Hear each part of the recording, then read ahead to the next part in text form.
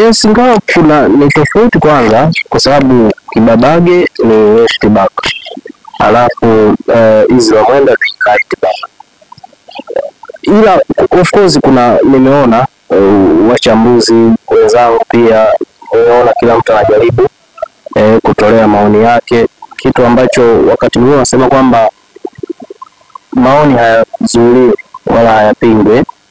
Tunachoenda kuangalia ni namna gani ambapo pengine mwalimu anahisi anaenda kufanya kitu cha tofauti, kwa sababu kwenye eneo ambalo mbavu ya kushoto nafikiri ameenda na Pascal Msindo, ameenda na Mohamed Hussein, si ndivyo?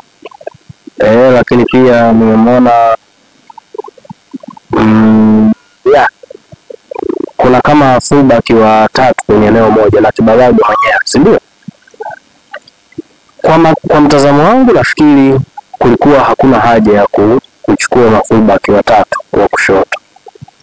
Kulikuwa na haja ya kuongeza pengine badala ya fullback watatu wa kushoto, pengine kulikuwa nahitaji kumuona kiungo mwingine kwenye eneo la katikati. Kuna bwana mdogo mmoja nafikiri yupo KMC kama kumbukumbu zangu zipo sawa, Pipino anakuwa na kiwango bora sana. Lakini pia kuna Paul Peter Kasinda wa JKT Tanzania. Nafikiri naye amekuwa na nyakati nzuri sana.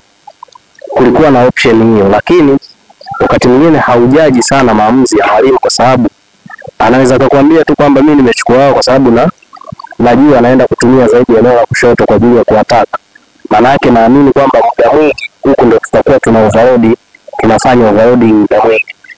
Kuna hati pia kuweza kupata injuries kwa sababu muda mwingi tunakuwa tunapitia njia moja. Anaweza kaja na hiyo reason, alafu ukashangaa hoja yako ikakosa mashiko. Lakini kwenye issue ya Kibabage pengine nitawakumbusha hata wasikilizaji wako, wakati Gamondi akiwa Yanga palikuwa na Shadrack Boka, si ndio? Msimu ule wa mwisho. Lakini pia alikuwepo kipindi alikuwa ni nani?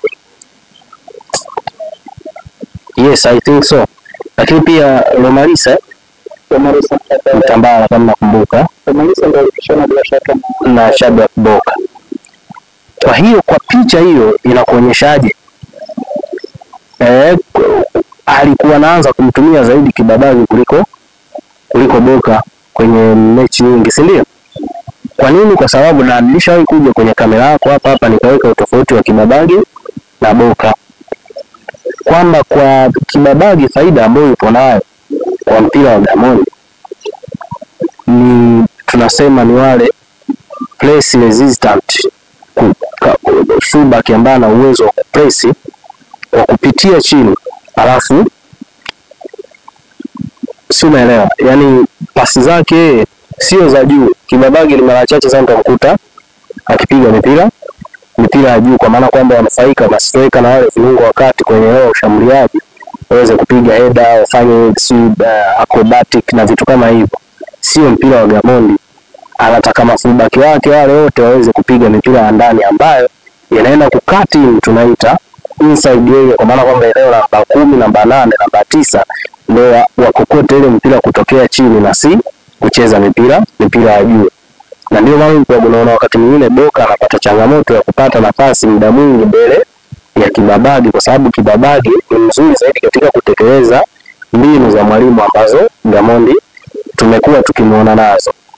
Lakini utanikumbusha labda hata wewe mwenyewe mara ya mwisho kumuona Gamondi anacheza mpira cross ya juu kupitia wale mafullback wake, sio rahisi, si ndio? Sio kucheza mpira kwa namna hiyo. Kwa alishaona kwamba kwenye eneo hili mtu ambaye anaweza kanipa hizo incidents ndani ya uwanja ni Kibabage.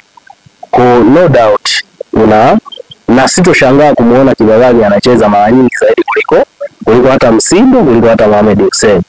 Ingawa kwa daraja la Mohamed Hussein na exposure yake inaweza ikampa nafasi hiyo, kwa sababu yeye ni rahisi kufuata maelekezo kwa maana ya maturity yake ambayo ipo nayo. Lakini pia ni mchezaji kiongozi. Kiwa Simba amekuwa kiongozi, akiwa Stars mara kadhaa amekuwa mchezaji kiongozi. Kwa ni rahisi yeye pia ni motivator mzuri sana ndani ya kikosi.